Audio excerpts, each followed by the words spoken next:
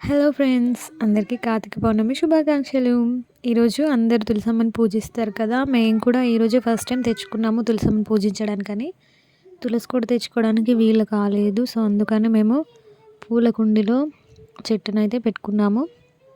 మా అత్తమ్మ దానికోసం ఒక మట్టి తీసుకొని మట్టి గద్దెలాగా వేసి ఆ గద్దె లోపల పూల కుండి పెట్టింది. నాకు తెలిసి నేను విన్నంత వరకు అయితే తులసమ్మని మనం నడిచే నేల కంటే ఒక అడుగు ఎత్తులోనే పెట్టాలంట. నిజమే కదా ఫ్రెండ్స్. అయితే నేను చెప్పాను, చెప్తే మా అత్తమ్మ నీకు తెలియదు, తులసి కోట అయితే పైన పెట్టాలి, ఈ తులసి కోట కాదు కదా, ఇది పూల కుండి కదా, ఈ కుండి కనిపించకుండా ఉండడానికి మట్టి లోపలనే పెట్టాలి అని అన్నది. ఇంకేం చేస్తాం, సైలెంట్గా ఉన్నాం. కాదంటే వినరు, వాళ్ళు చెప్పిందే వినాలి, మనం చేసిందే చూడాలి. ఎంతైనా అత్త మీద కోడలంటే అంతే ఉంటుంది కదా ఫ్రెండ్స్, ఏమంటారు, నిజమే కదా.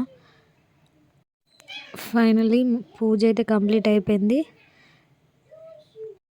చిన్నగా పందిరేసి పందిరి పైన తోరణాలు పెట్టి బంతిపూలతో అలంకరించుకొని తులసమ్మ ముందు ముగ్గు పెట్టి దీపాలు అయితే పెట్టుకున్నాను.